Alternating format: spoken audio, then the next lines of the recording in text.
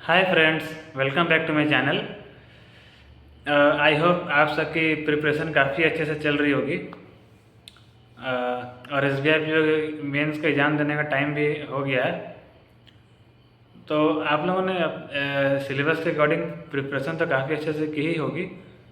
इस वीडियो के थ्रू मैं कुछ टिप्स और कुछ बातें आपसे शेयर करना चाहता हूँ, ताकि आपका जो जो छोटी छोटी गलती होती रहती है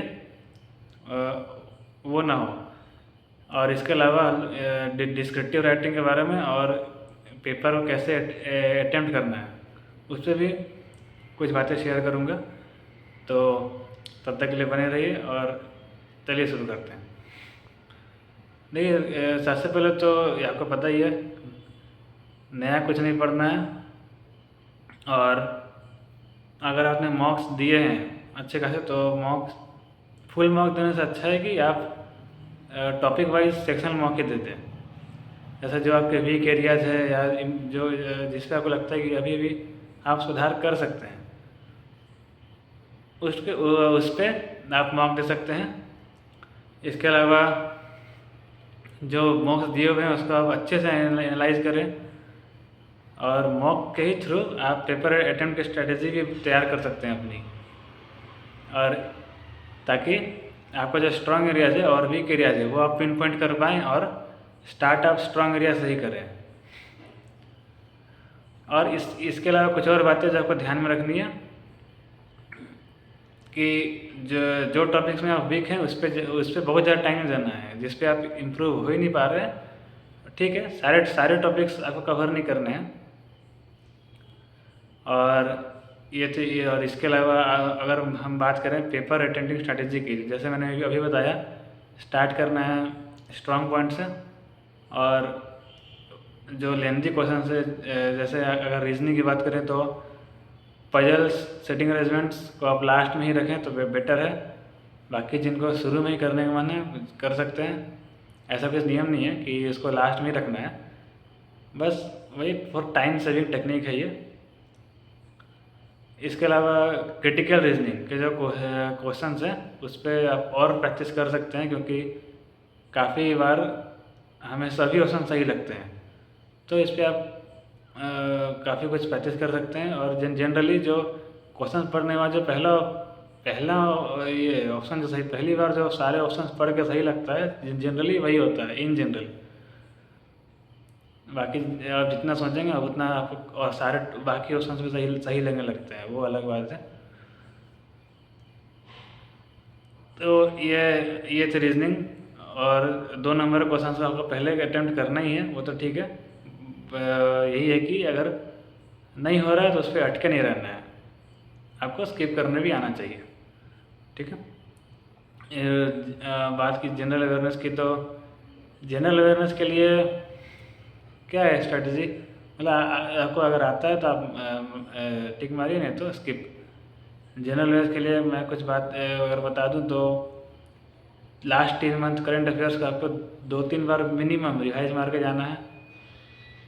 फिर बैंकिंग अवेयरनेस और उससे रिलेटेड स्टैटिक अवेयरनेस,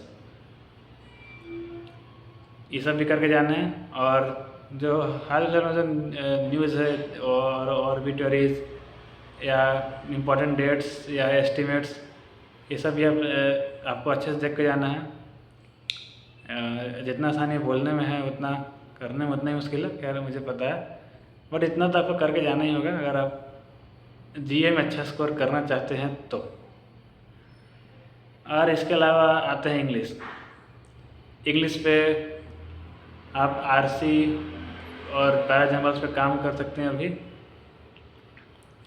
कि हमें आपको पता ही होगा मेंस में काफ़ी बड़े आरसी आते हैं, काफ़ी बड़े बड़े पैराजम्बल्स आते हैं। तो बाकी पेपर भी आपको उसी के अकॉर्डिंग अटेम्प्ट करना है। आरसीज और पैराजम्बल्स का लास्ट के लिए छोड़ सकते हैं। बाकी जो छोटे छोटे क्वेश्चन हैं वो पहले कर लें। और क्वांट्स की बात किया जाए तो क्वांट्स में सेम लेंथी डीआईज जो है वो आपको बाद के लिए रखने हैं। और ये ज़रूर मस्ट कर लें कि लेंदी कैलकुलेशंस, बड़े बड़े क्वेश्चंस आप प्रैक्टिस करके जाएँ, बड़े बड़े डीआईज, क्योंकि मेंस में आपको अभी जो मेंस लेवल के जो मैथ्स के क्वेश्चंस आ रहे हैं वो अलग ही लेवल के रहते हैं, तो इसलिए आप पहले से प्रिपेयर कर लें अपने आप को। और ये थे कुछ सब्जेक्ट वाइज टिप्स, कुछ पेपर अटेंडिंग की स्ट्रैटेजी जो आप फॉलो कर सकते हैं, और अपने इससे काफ़ी ये टाइम सेविंग आप अपने अकॉर्डिंग आप कर सकते हैं इसे। और एक और जो 50 नंबर की आती है डिस्क्रिप्टिव राइटिंग, अब उस पर बात करते हैं। तो उस पर एक लेटर और एक ऐसे एक सिंपल सा पोर्शन रहता है जिस पे काफ़ी बार हम लोग स्कोर करने में चूक जाते हैं। एक लेटर आएगा 250 के वर्ड्स के अराउंड लिखना रहेगा, सॉरी एक ऐसे एक लेटर रहेगा जो 150-200 के अराउंड लिखना है और टाइप करना है। और जो कि ये बैंकिंग का एग्ज़ाम है, तो जो टॉपिक्स इम्पोर्टेंट हो जाते हैं वो फाइनेंशियल, बैंकिंग, इकोनॉमी, ये सब से रिलेटेड टॉपिक्स काफ़ी इम्पोर्टेंट हो जाते हैं। तो आप गूगल में टाइप कीजिएगा descriptive writing for SBI PO mains, और उसमें फर्स्ट क्लाउड में जो काफ़ी सारे टॉपिक्स आ जाएंगे, और उस पर आप फाइनेंशियल और बैंकिंग से जो रिलेटेड है उसको अच्छे से पढ़ के आप एक दो बार प्रैक्टिस भी कर सकते हैं। 3 या 4 ऑप्शन रहते हैं दोनों के, आपको कोई ऑप्शन चुनना, कोई एक लिखना रहता है। तो उसमें से 2-3 तो फाइनेंशियल ही रहेंगे, इकोनॉमिकल या इकोनॉमी से रिलेटेड या बैंकिंग, एक कोई मिसलेनियस रहेगा, तो आप उसके अकॉर्डिंग आप देख सकते हैं।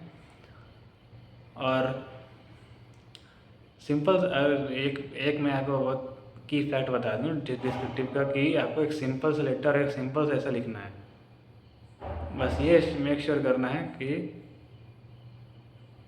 आप वो लेटर जो है ऐसे में आप ग्रामेटिकल और स्पेलिंग मिस्टेक्स ना करें, और वर्ड लिमिट का ध्यान रखें।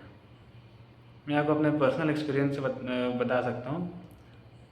मैंने IAPS PO मेंस 2 बार दिया था। पहला वाला में मैं एक सिंपल सा लेटर सिंपल सा ऐसे लिख के आया, मुझे 20 नंबर मिले।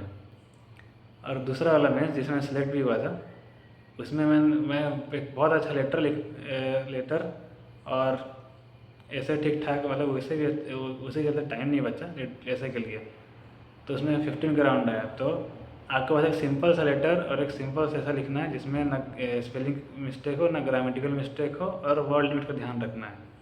+-10 जनरली चलता है। बस अगर आप इतना करेंगे तो आपको डिस्क्रिप्टिव का जो स्कोर है, इसमें तो 50 नंबर का डिस्क्रिप्टिव है, तो आपका स्कोर होगा कहाँ से कहाँ पहुँचा देगा। तो बस ये थे कुछ की पॉइंट्स जो आपको एग्जाम से पहले ज़रूर देख के जानी है, ध्यान में रखना है। और अगर ये आपको पॉइंट अच्छा लगे तो ज़रूर अपने दोस्तों से शेयर करें, और मिलेंगे हम लोग नेक्स्ट वीडियो में। तब तक के लिए बाय बाय।